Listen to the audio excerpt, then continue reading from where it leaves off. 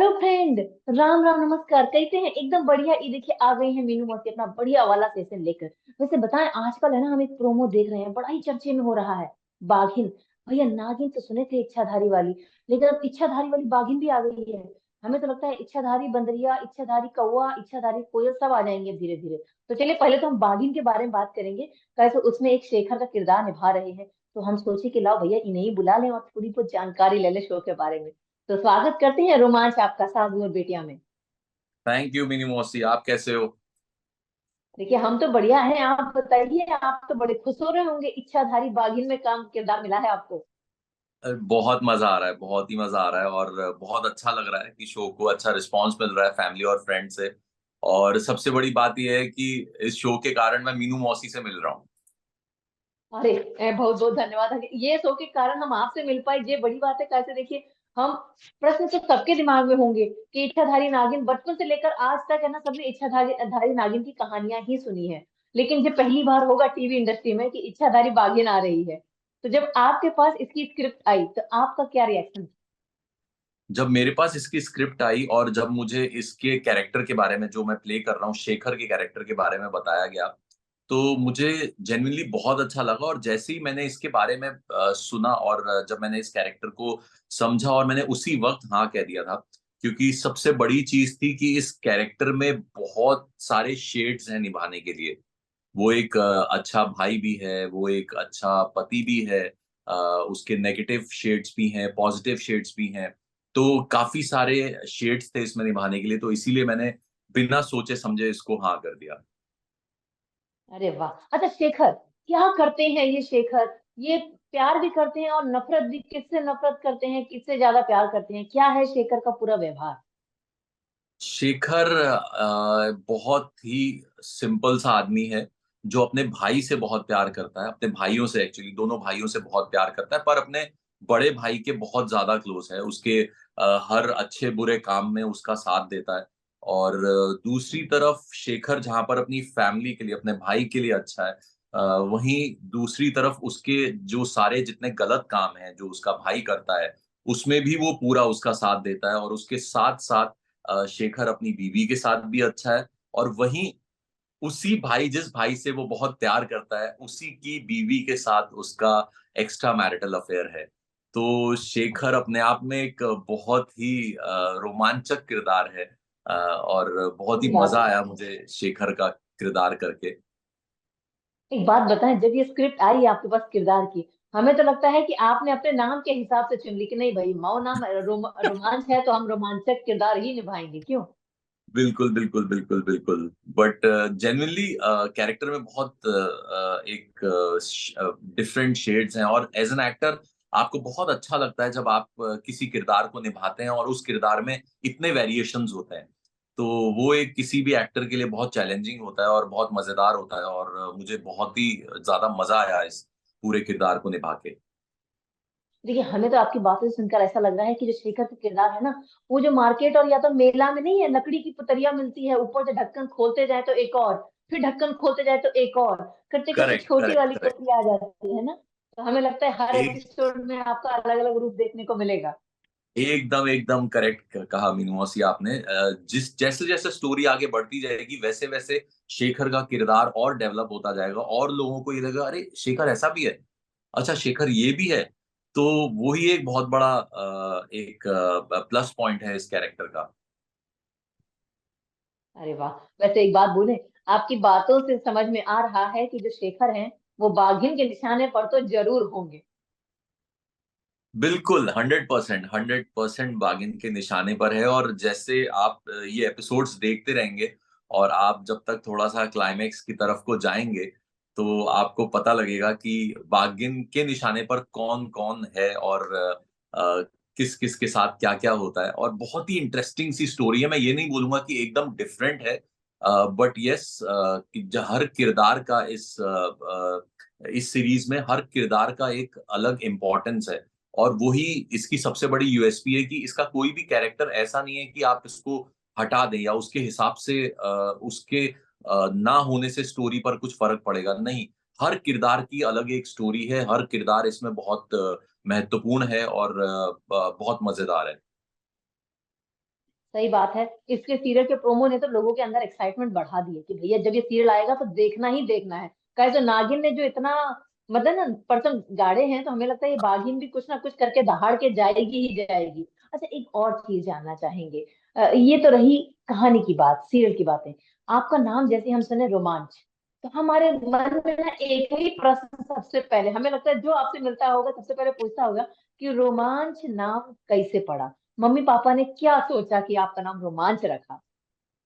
ये एक्चुअली ये मिस्ट्री मुझे भी नहीं समझ आई। मैं बहुत बार पूछता भी था, लोगों ने, कई लोग मुझे ये बोलते थे, अच्छा तूने ना इंडस्ट्री में आने के बाद अपना नाम चेंज किया होगा। तो मैंने बोला नहीं यार, ये अच्छा। कुछ चीजें मुझे भी नहीं पता। मैंने कितनी बार पापा से भी पूछा, मैंने कहा आपने ऐसा नाम क्यों रखा, मतलब क्या सोच के रखा। तो उनको ना हर चीज आउट ऑफ द बॉक्स करने की आदत थी, कुछ ऐसा करने की जो मतलब नहीं हो। तो मम्मी बोलती थी मैंने तो नहीं रखा, मैंने तो कुछ और नाम रखा था, सोनू गोल्डी ऐसा कुछ सोचा था। बट पापा ने ये नाम पता नहीं कहाँ से निकाल के लेकर आए और उन्होंने मेरा नाम ये रोमांच रखा। मेरे ख्याल से रोमांचित, शायद रोमांचक ऐसा कुछ सुनते रहते होंगे, तो उसी वजह से उन्होंने ये नाम रोमांच रखा। कुछ भी किया मतलब पापा ने ये काम बढ़िया किया, मतलब हाँ। नाम ऐसा रखे कि 100 लोगों के बीच में लोग पहचानने लग जाए, है ना? Correct, correct. अच्छा, एक चीज और जानना चाहेंगे। जैसा नाम कहते हैं, जैसा नाम वैसे काम, तो आपकी लाइफ में कभी एक ऐसा कुछ रोमांच हुआ है जो आप हमारे साथ शेयर करना चाहेंगे? मेरी लाइफ में रोमांच होते रहते हैं अभी तक, मतलब कुछ ना कुछ ऐसा अपनी स्ट्रगल की जिंदगी से लेकर अब तक कुछ भी ऐसा एकदम से नहीं हो गया कि मुझे प्लेटर में सब कुछ मिल गया। तो हर स्टेज पे मुझे वो कुछ ना कुछ रोमांच करना पड़ा यहाँ तक पहुंचने के लिए, चाहे वो स्टार्टिंग के स्ट्रगल स्टेज में था और मेरे बहुत ही बेबी स्टेप्स थे। मतलब एकदम से ऐसा नहीं हुआ कि मुझे पहुंचते ही एक बड़ा शो मिल गया। तो बहुत ही बेबी स्टेप्स थे, तो हर स्टेप में एक पूरी रोमांचित स्टोरी है उस चीज की। और वहां तक पहुंचते पहुंचते, चाहे वो प्रोफेशनल लाइफ हो, पर्सनल लाइफ हो, कोई भी जिंदगी हो, तो वो पूरी की पूरी जिंदगी मेरी रोमांच से भरी हुई है, पूरे नाम के हिसाब से।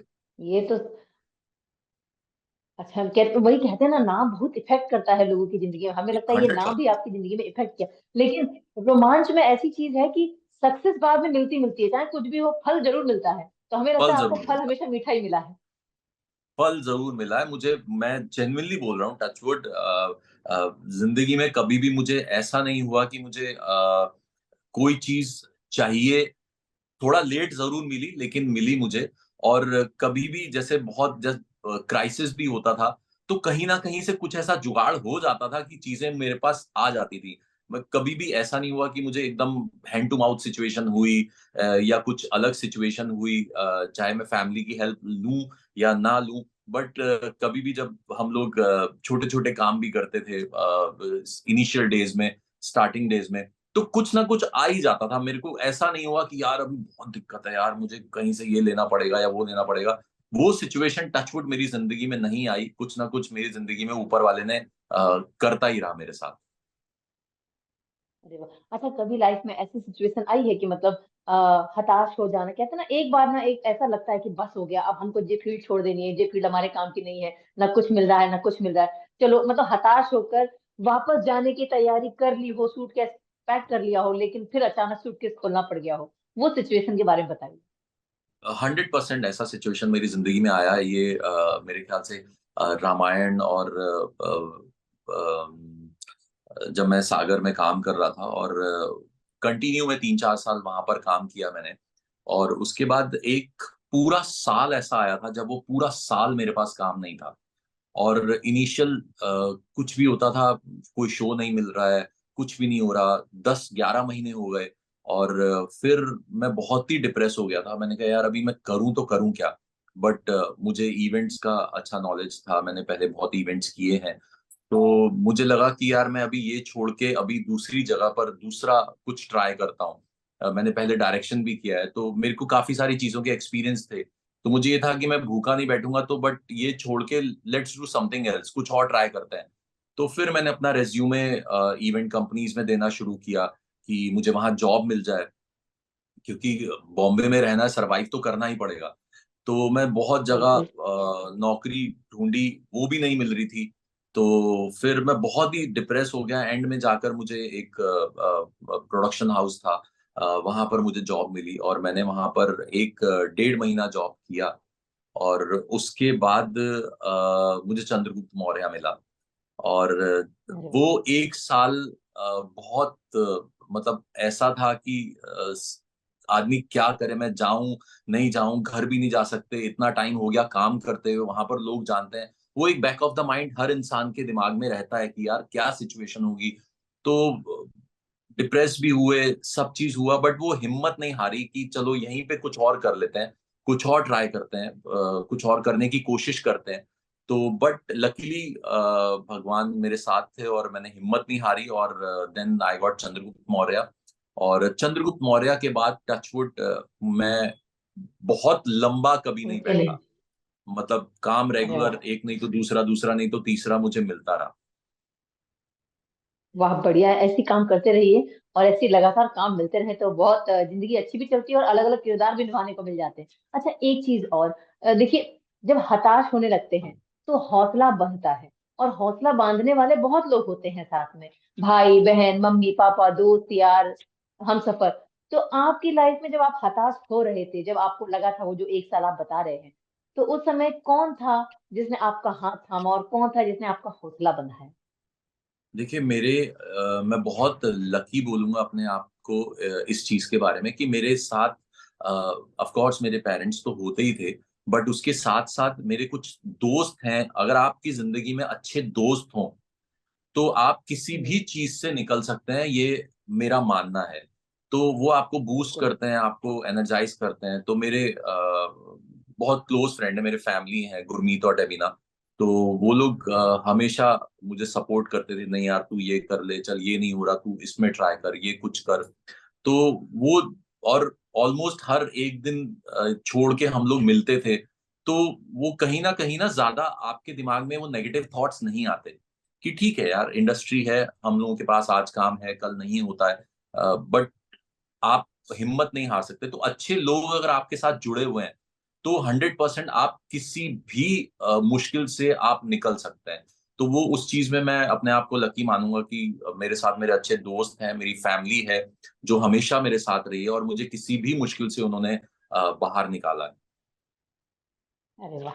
अच्छा है, मतलब ये भगवान का आशीर्वाद समझ लीजिए, उनका होना बहुत जरूरी होता है, क्योंकि हंड्रेड उनके परसेंट आशीर्वाद से इतने अच्छे दोस्त और इतना अच्छा परिवार मिलता है। अच्छा, एक चीज और, रोमांच मेहता अगर कलाकार ना होते तो क्या होते?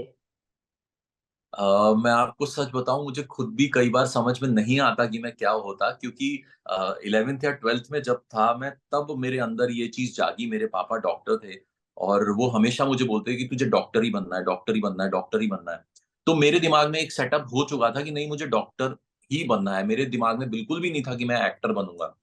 तो मैं उसी की तैयारी भी कर रहा था, बट मैं पढ़ाई में इतना अच्छा भी नहीं था कि मैं मेडिकल क्लियर कर लूं। हालांकि मैंने एंट्रेंस एग्जाम्स दिए थे कुछ, बट वो हुआ नहीं।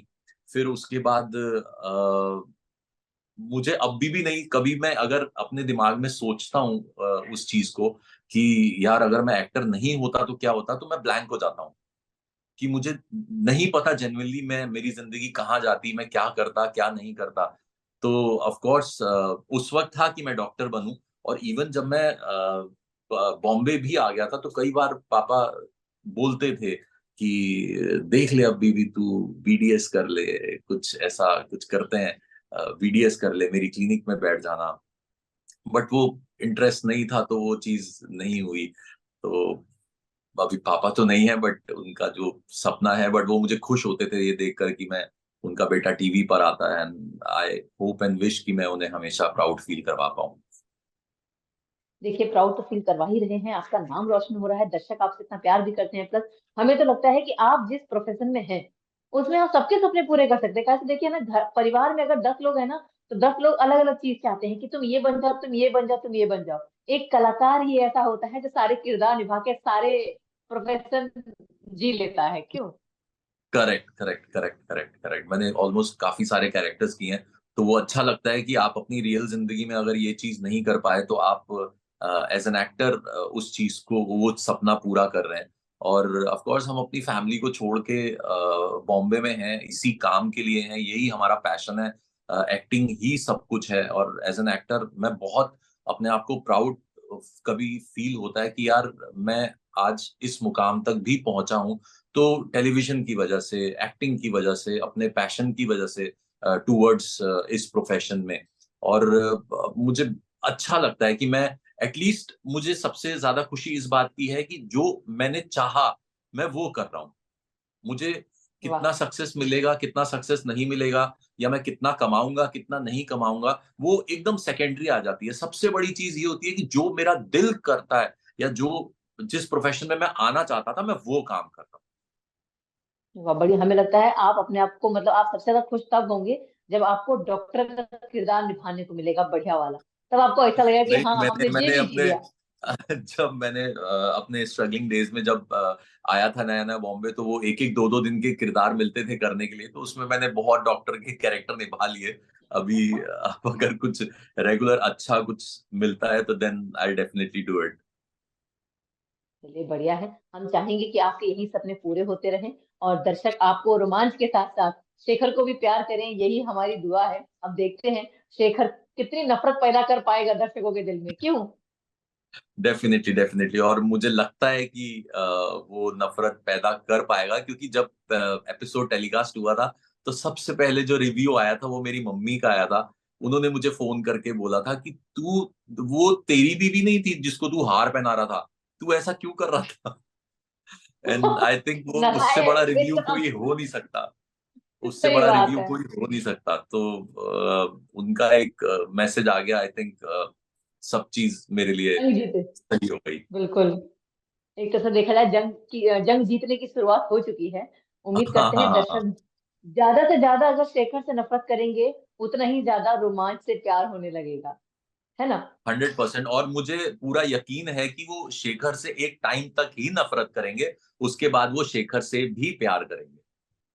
अरे वाह। चलिए देखते हैं, उम्मीद करते हैं कि ऐसे ट्विस्ट आए और देखते हैं ये ट्विस्ट कितने रोमांचक होंगे। ठीक है। तो फिर मुलाकात ठीक। करेंगे जब शेखर अच्छा बन जाएगा। Thank you so much Meenu मौसी, और बहुत अच्छा लगा आपसे बात करके। बहुत बहुत धन्यवाद, हमें भी बहुत मजा आया आपके बारे में जानकर। वाकई बहुत दिल खुश हो गया हमारा। उम्मीद करते हैं जल्द से फिर से मुलाकात करेंगे आपसे। थैंक यू, पक्का पक्का 100%। बाय बाय, अपना ख्याल रखिएगा। नमस्ते। Thank you. और बाकी दोस्तों से जाने से पहले एक ही चीज कहेंगे कि भाई साहब और बेटे का जो यूट्यूब चैनल है ना उसको सब्सक्राइब कर दीजिए, चाहे तो गॉसिप हो, खबरें हो, चाहे कुछ हो। सास बहू बेटा पहले आपको ला के देती है। बाय बाय, अभी चलते हैं, बहुत सारा काम पड़ा है।